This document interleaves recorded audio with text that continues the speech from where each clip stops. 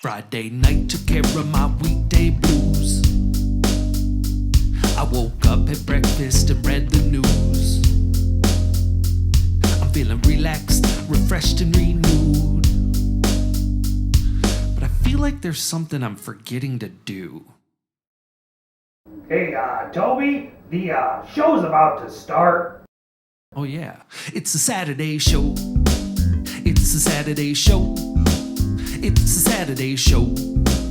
It's a Saturday show. It's a Saturday show. It's a Saturday show. It's a Saturday show. It's a Saturday show.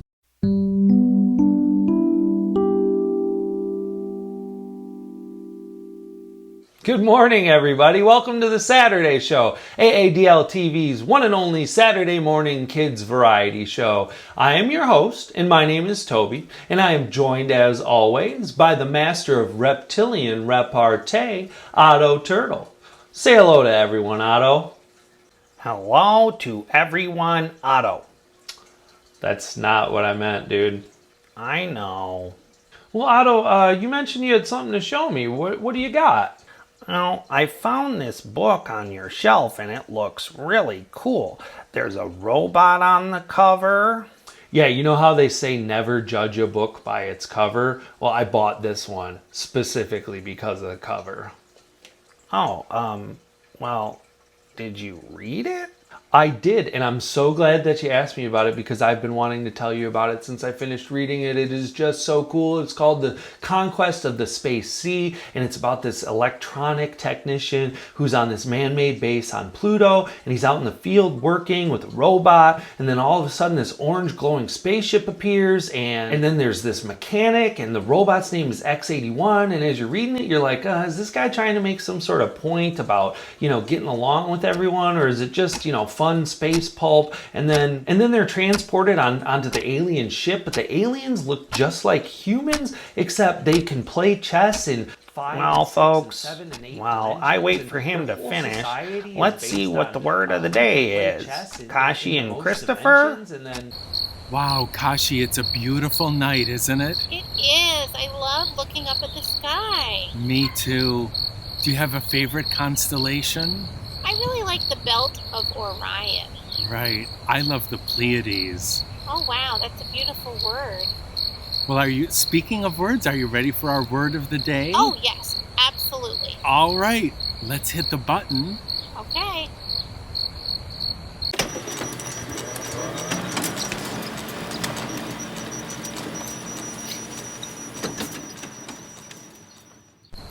Well, let's see what the word is for today. Okay.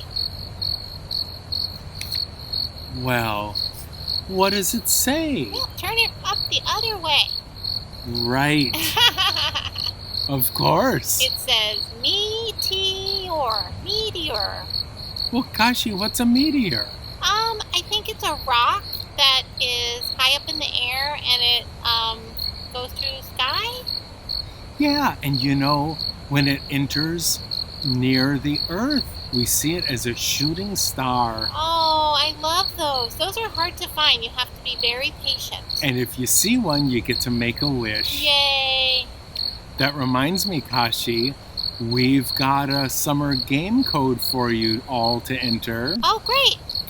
It's one word, and it means a path that goes around a star, or the Earth, or the moon. And the second clue is satellites follow this path around the Earth. Okay. Hey, and Kashi, look. I think there's a shooting star now. Oh, wow. It's beautiful. Yay. We'll see you next time. Bye. Goodbye. Because he's a robot, he can't be mind controlled. Like the robots, there's no organic matter. They're just wires and all of that, Toby.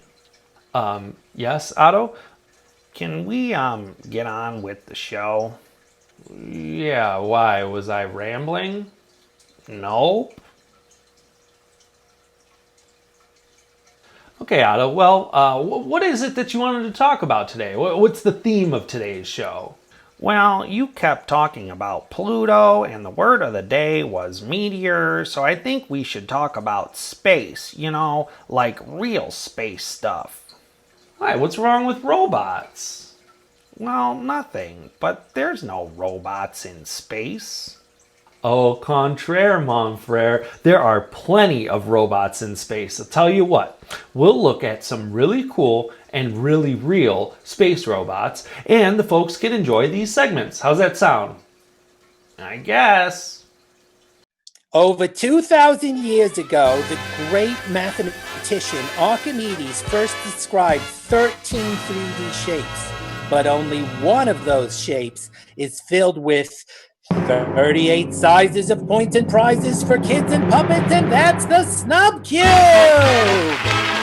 Welcome to Snub Cube, the game show where kids face off against puppets for non-existent prizes and real summer game points. Today's puppet and human child contestants are Emmanuel and Barbara.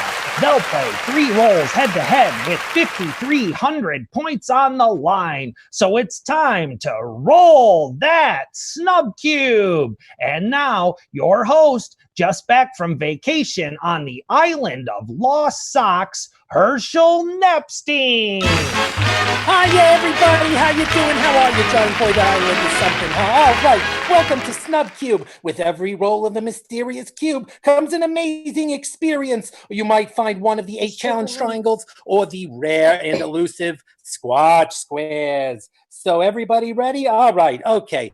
Who we got here with us today, Johnny? Well, Herschel, she's a member of the Treatin' Puppet Board of Trustees and director of Sheep Spear in the Park. Say hello to Barbara Bradley. Oh, hello, everybody. Hello. Hello, Barbara. How are you today? I have never been better. I'm working on organizing the 3rd annual Sheep Spear Festival. That's great. I've been practicing my sheep dialect, so I hope you appreciate it. All right, who else we got here today? And he is 10 years old and has 2 goals in life: to listen to all the audiobooks at the Ann Arbor Library and total world domination. A man after my own heart. Let's welcome Emmanuel. Yeah. Hi there, Emmanuel. How are you? The first thing that happens is Emmanuel has to roll the Snub Cube. And to roll the Snub Cube, do you know what to say, Emmanuel? Roll that Snub Cube. All right, here it goes. It's spinning. It's rolling. It's amazing. There's a dog barking. All right, it landed on a V. Okay, V stands for Trivia Triangles. So we're going to ask each of you some questions in turn. First, we're going to ask Emmanuel a question. Then we're going to ask Barbara a question. And we'll see. And if we each get points for answering your questions right. Are you ready, Emmanuel? Yeah. All right, here we go. So here's your first question. In the Percy Jackson series, what kind of creature is Percy's best friend Grover? Is he A, a satyr, What? B, a Saturn, C, a goat guy, or D, a hippopotamus? What do you think, Emmanuel? I'm Let's gonna see. go say Okay, Seda. Seda, that's A. All right, let's see. Oh, you were right. That's amazing. You absolutely right. Nice job. Okay, way to go. Our next question is for Barbara. And we try to keep the questions in everybody's wheelhouse. So here you go. From Shakespeare Sonnet 812, Thy renet's touch hath curdled all thine. Is it A, milk, B, wool, C, brains, or D, relationships? I have read all of Shakespeare, and I can say with 100% certainty that it is B, wool. B, wool. Okay. All right. I'm so glad for your study. But the answer is actually C, brains. Thy renet's touch hath curdled all thine brains, and thy own flock is sick of thy refrain. Boy, you really need to study a little bit more, huh? No. All right. So the sheep got it wrong. Emmanuel got it right. Emmanuel's in the lead with 1 point, and the sheep has 0 points. Emmanuel, you ready for another question? yeah. All right, here we go. Which of these Pokemons is a fire type? All right. Is it A, Pikachu, B, Charizard, C, Venusaur, or D, spaghettini? B. B, charized? Let's see. Yeah. Oh, you're completely right, Charizard. There it is, the fire type Pokemon. You really know your Pokemon, kid. All right, here we go. Barbara, you ready for another question? Yes, I am. Okay, here we go. Here's some sheep history for you. Montalceo the sheep was forced to be the first balloonist ever by which brothers? Is it A, the Mario Bros, B, the Wright Bros, C, the Montgolfier Bros, or D, Phineas and Ferb? Oh, it is a C, the Montgolfier Bros. Monticello the sheep is a big member of the sheep community. He's a star in our eyes. All right, let's see. You're correct. It is C, the Montgolfier Bros. You know that they forced that sheep to ride in a hot air balloon when no one had ever done it before. And after he got off, you know what he did? He bonked them in the butt with his head, right? He was, and he avenged them. He avenged them. You know, you might say that Montalceo the sheep was the first Avenger. I would say he is. You better remember that for later. Better remember it for later. All right, here we go. All right, so that's the end of those 3 questions, but we got a bonus question here that either of you can attempt to answer. Which of these are neither a Pokemon nor a sheep? Is it A, Mareep, B, Merino, C, Marill, or D, Orlon? Barbara, you want to take a shot at this? Sure. I think B, Merino. Merino. Well, you don't know anything about sheep because Merino is a type of sheep. Nice job. Oh. How about you, Emmanuel? You got a guess for this one? Mareep. Mareep? All right. Well, it turns out the answer is actually D, Orlon, because Mareep is a Pokemon. Who would have guessed it? All right. But Emmanuel wins this round with the 2 correct answers, so he's moving on to the next round. So let's give everybody a big hand. Hershey, tell them what they've won. Well, Herschel, both contestants will be taking home a king-size tub of Wiki brand shoe polish. Put a shine on your shoe polish with Wiki shoe polish. Polish, not included. And we'll be right back for more Snub Cube after this. Hi everybody, my name's Ellie, and I'm here to tell you guys a little bit about our solar system and some of the stuff that makes it our solar system. The first thing is obviously the sun. The sun is the center of our solar system, and it is what warms the Earth, and all the planets travel around it. So now that we've got that introduction out of the way, we can get on to the planets. So first up, the planet closest to the sun is Mercury. And asteroids and comets hit Mercury a lot, which is sad because he's just a little guy. Next up is Venus, the second planet from the sun, and the brightest planet, and the hottest in the whole solar system. Next up is one that I think we all would know and recognize. We have Earth. Obviously, this is where we live. And it's the third planet from the sun, and from space looks kind of like a blue and green marble. After Earth, we have Mars. Mars is known as the red planet and has giant volcanoes on it, which is crazy. After Mars is the largest planet in the solar system, Jupiter. And Jupiter is also the stormiest planet as well, which you can tell from the swirling red, like, storm cloud that's always around it. After Jupiter is a pretty well-known planet, Saturn. Saturn has rings that go around it, and the rings are made of dust and ice and rock primarily. So after Saturn is a tricky one. There's 2 planets that kind of alternate between being the 7th and 8th closest to the sun, because they switch their axes. It's Uranus and Neptune. So Uranus rotates on its side as you can see by the arrows, which is very unique because no other planet does that. And then there's Neptune, which is very windy. Like I said, they kind of alternate depending on when it is. And those are all the planets.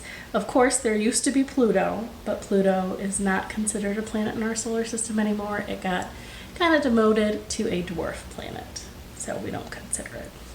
But, of course, there's stars and comets, and when comets go close to the sun, their tail glows. That's why you see them like that sometimes. So those are some of the things in the solar system, a lot of the big stuff. And, you know, it's pretty exciting, and maybe one day you will be able to explore it for yourself. Bye!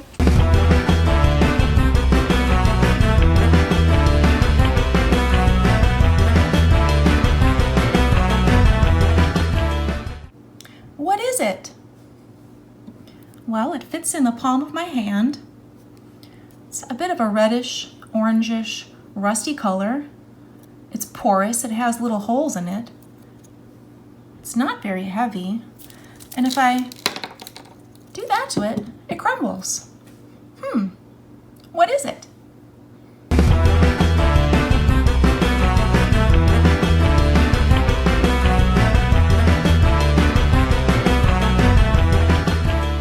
So the Curiosity rover really sings happy birthday to itself on Mars? It sure does, bud. Yeah, and Curiosity's been going strong for a long time now. It's been on Mars for over 2,775 sols. That's what they call a day on Mars. A sol. Wow, I think me and Curiosity would be good friends. I do too, Otto. There seems to be something in common between you two. So, bud, are you curious to learn more about space? I sure am. Astronauts and Ann Arbor. Some of history's most amazing astronauts spent time right here in Ann Arbor. That's thanks to the University of Michigan Aeronautics Program, which has been training aeronautical and aerospace engineers since 1914. That's just 11 years after the Wright brothers flew for the first time at Kitty Hawk. Astronauts like Anthony England, who at 25 years old was NASA's youngest astronaut recruit when he joined in 1967. He rocketed to space on the Challenger for the Space Lab 2 mission with another astronaut, Carl Hennies. Carl also went to Michigan, and together with Anthony, they went around the Earth 126 times before safely splashing down after their successful mission. One astronaut actually grew up right here in Ann Arbor, Jack Loosma. He went to Angel Elementary, Tappan Middle School, and Ann Arbor High School before attending the University of Michigan. Jack is the person who received the famous "Houston, we have a problem" message during the Apollo 13 mission, before blasting off into space himself. On Skylab 3, he went around the Earth 858 times, then later traveled to the stars on the Space Shuttle Columbia, where he spent 8 whole days in space. There's also the famous Apollo 15 mission that was made up entirely of Michigan astronauts. James Irwin, David Scott, and Alfred Worden. They visited the moon. James and David even got to drive a lunar rover on the surface of the moon for the very first time. There's a rumor that they planted a little U of M flag on the moon before they left. I guess you'll have to go up there yourself to see if it's true. And finally, there's James McDivitt and Ed White. These Michigan grads visited space in 1965 on the Gemini 4 mission. They spent 4 days in space, and for 20 minutes of that, Ed performed the very first spacewalk. This picture, taken by his crewmate, is one of the most famous images ever taken in space. When they returned to Earth, Ann Arbor celebrated them with a huge parade. There you have it. Amazing astronauts right in your own backyard. Congratulations, recruits. You have been selected to train for an elite mission. We may be grounded for now, but after the success of the SpaceX Dragon mission, Your new assignment is to get another spacecraft up into the air. This time around, we'll need a different machine for the job. You will be creating a flying saucer with scrap materials found around your space station. For this assignment, we'll need a paper plate, a pair of scissors, a pen, and a whole lot of luck. This is your assignment. All right, let's double check that we have all the supplies we need before we get started. We will need a paper plate. This one appears to be very happy. We will need scissors. The only scissors I have are adult scissors. If that is the case for you, please ask for adult assistance and please be very careful because they are very sharp. And we will also need a pen. I chose to use a Sharpie so that my recruits at home can see a little bit better. First thing we need to do is take the cap off the pen and flip our paper plate around so we're looking at the back side of it. We are going to want to draw a circle around the base of the paper plate. Not around the very edge, but the part where all the food goes. It doesn't matter if it's a perfect circle, just try your best. So let's see how this goes.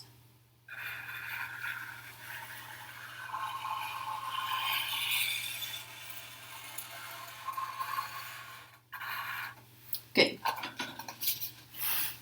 The next thing we'll need to do is to make pie slices, and this is how we'll do it. We will draw a circle right in the middle of the pie, and then we will draw a straight line through the center of the circle we just drew. So we'll start on one side, straight through the dot, and across to the other side of the circle. Now we are going to want to continue to do this until it looks like we have a bunch of slices of pie within our circle.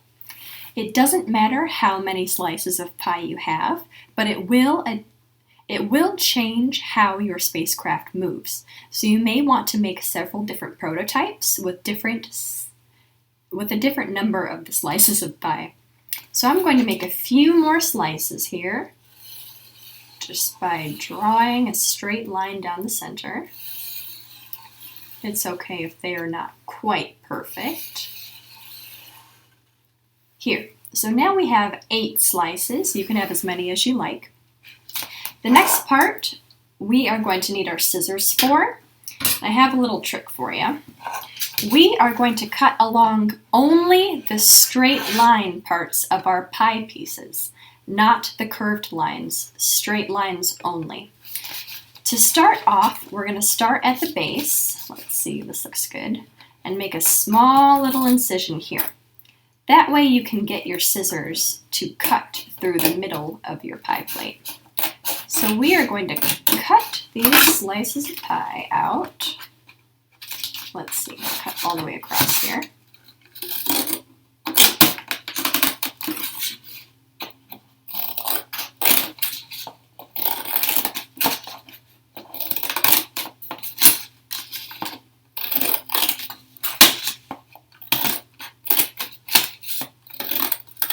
Great.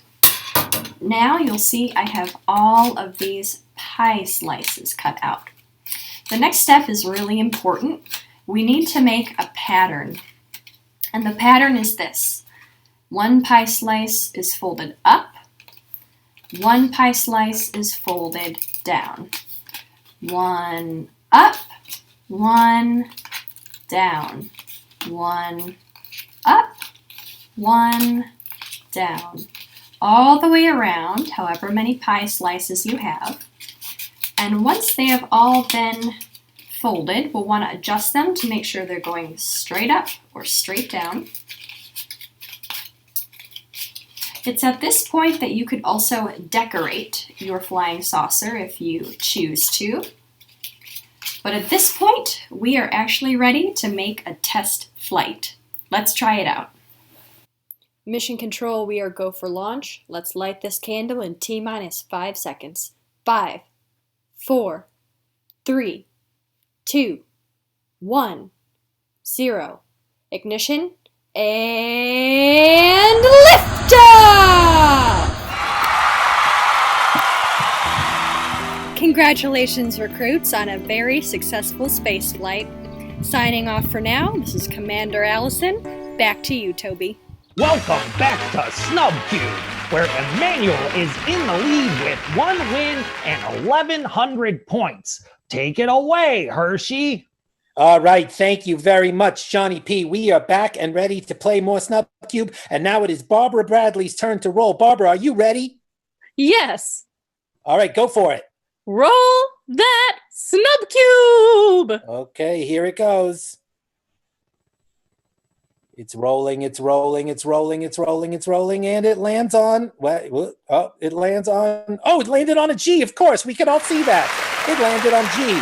G stands for total guess about a complete stranger. Well, here on game shows, we like to encourage people to take total guesses about complete strangers and see how that works out. So during the break, we asked our contestants to take guesses about each other and see what we can do. So first, what we're going to do is we're going to have each person reveal what their answer is, and then we'll reveal the guess and see if they got it right. So first up, we asked Emmanuel, what does Barbara like to eat for breakfast? Grass. Barbara, what do you like to eat for breakfast? I love eating grass for breakfast. Grass for breakfast. And Emmanuel guessed. What was your guess, Emmanuel? Grass. Grass. He got it absolutely. Good job. All right. So that's 1 point for Emmanuel.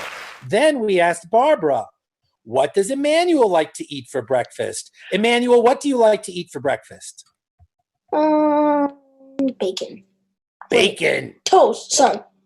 Bacon and toast. He likes bacon and or toast. All right. What was your guess, Barbara? I guessed pancakes. Oh, you're wrong. You're wrong. What a wrong guess. He likes bacon and toast. You should have known that. My goodness.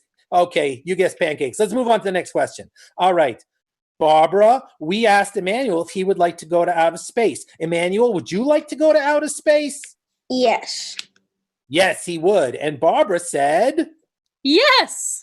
Yes, she did. So that's 1 point for Barbara. They're all tied up. Then we asked Barbara, because we're talking about space today, would you like to go to outer space? And Barbara's answer, what would you think, Barbara? Do you want to go to outer space? No, I like my hooves on the ground. Likes hooves on the ground. Emmanuel, what was your answer?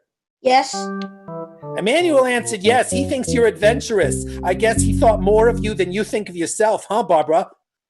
I guess. So, oh, my goodness. Oh. All right. So that's 1 point for each of you. And now we got to do the tiebreaker. All right. So we asked Emmanuel, how many toes does Barbara have on each foot? And how many toes do you have on each foot, Barbara? Well, I have hooves, but they are cloven. So 2 toes. 2 toes. Emmanuel, what was your answer? 2. 2. He was absolutely right. He answered 5. Well, he answered 2, rather. Very good job. All right. So then we asked Emmanuel. Emmanuel, how many toes do you have on each foot? You can take off your shoe and sock if you'd like. 5. You're absolutely right. Okay. And Barbara, what was your answer? I said 5. She said 5 as well. That means it's a tie all around, so they both get 1 point. Johnny, tell them what they've won. Well, get your spacesuit because you'll be taking an all-expenses-paid trip to your Herschel. I'm not going to read this. This isn't going to get through the censors. Instead, we'll all take an all-expenses-paid trip back upstairs to get more cereal. And Herschel, you better throw yourself in the laundry real quick before we come back. Okay, sorry, Johnny. I just thought it was worth a try. I thought there was a good joke in there. All right, Johnny, take us out. We'll be right back with more Snub Cube after this. Wow, Toby, there's so much information here, but I gotta ask, who is responsible for all of this space information? Well, Otto, human civilization has had members of its society look to and map the stars and planets all the way back to Babylon and ancient Egypt. No way! That's like 3,000 years ago. Yeah, the Babylonians even recorded the passage of Halley's Comet in 164 BC, which is pretty interesting because that comet only comes around every 75 years. But there was also astronomers, which is what we call people who study space and the universe in ancient Greece, in China, and among the indigenous Americans, as well as in Europe and in the Islamic world. Well, what about now? Where do we get our space information from now? Well, now, the United States has NASA, which was responsible for landing on the moon and sending a rover to Mars. And if you folks at home want to learn a little bit more, you can go to aadl.org/The Saturday Show, where we've put together a list of really cool links to help you learn some more about space. Okay, well, what else you got? Well, check this out. Hello again, everybody. Sometimes if I've been sitting for a long time, I like to stand up and to stretch a little bit. So we are going to do just that. We're going to do a stretch called bend and stretch. So make sure you have enough room around you. I know I am. Ready? Bend and stretch, reach for the stars. Here comes Jupiter, there goes Mars.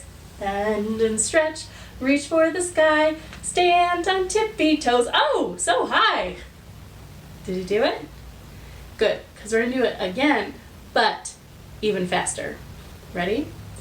Bend and stretch, reach for the stars. Here comes Jupiter, there goes Mars. Bend and stretch, reach for the sky. Stand on tippy toes. Oh, so high. Whew. All right, are you ready? We're gonna do it once more, but as fast as you can. Okay? Ready? I'm gonna look silly, so I hope you're doing it with me. Here we go.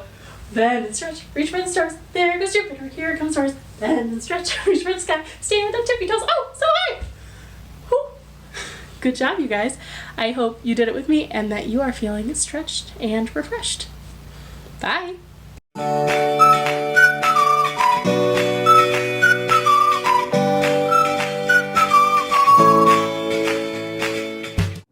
It's a lava rock. No, it's not from space. It's from Iceland. Neil Armstrong and 30 other astronauts underwent field training in Iceland. In fact, over half of the 12 astronauts who would set foot on the moon trained there. In 1965 and 1967, two different groups of astronauts spent time exploring the volcanic geology of Iceland.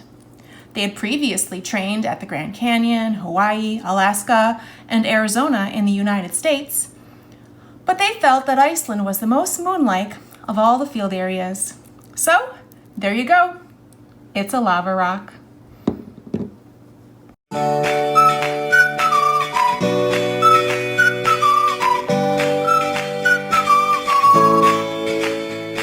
Ohio. Good morning, everyone. My name is Charlie, and I'm here to teach you a few words in Japanese. Now, this week is all about outer space, so here's a few words to help you on your space adventure.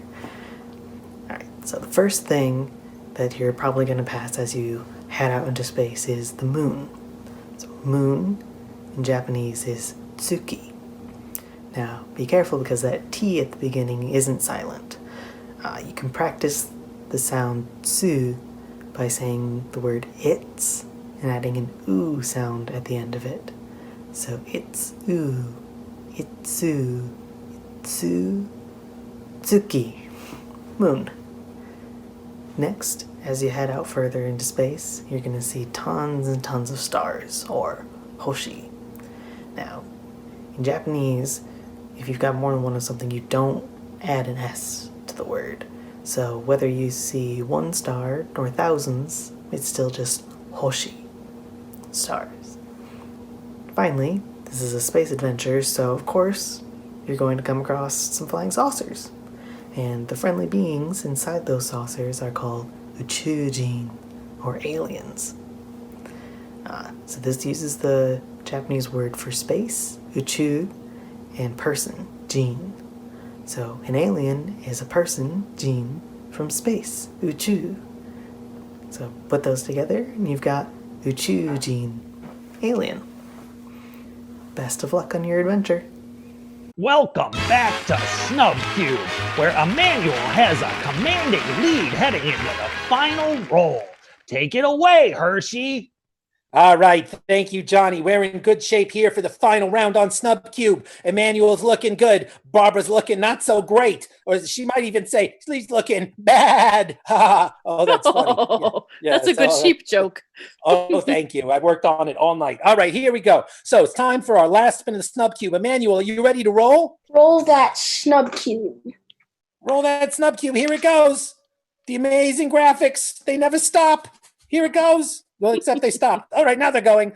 And you landed on T. T is for one of our favorite games. That's classic tetrahedron. All right. So in this game, we're going to, our category is the Avengers. Do you know anything about the Avengers? Yeah. Yeah, you know okay, good. Okay, you ready, Emmanuel? Yeah. Yep, you ready, Barbara? Yes. Okay, here we go. Ready? Go. Okay. So the first Avenger, he has a big hammer that Thor. he hits. Yes. Good job. Okay, the next one. Her name is Carol Danvers, and I think she is an alien from outer space. Maybe. Captain Marvel.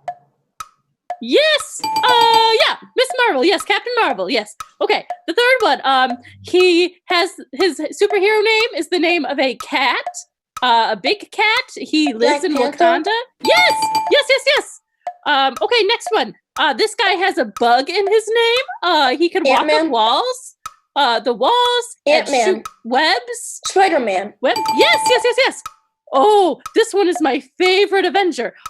He went up in a hot air balloon. Montesteel the sheep. Yes, you got it right. Okay. Our very last one.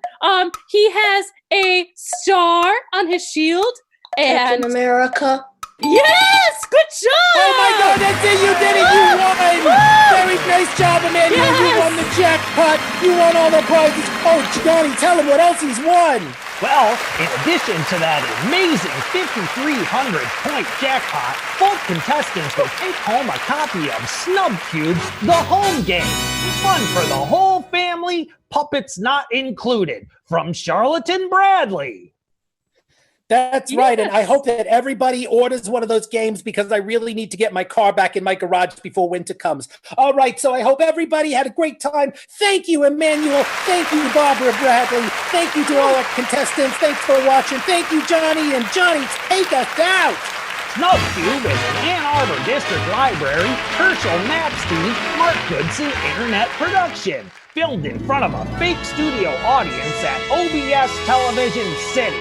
If you're a human child and would like to appear on Snub Cube, just send a stamped, self-addressed email to snubcube@aadl.org and tell us why you want to roll that Snub Cube! Well, folks, that's all we have for today. If you've been enjoying the show, don't forget to subscribe to the channel. And until then, reach for the stars.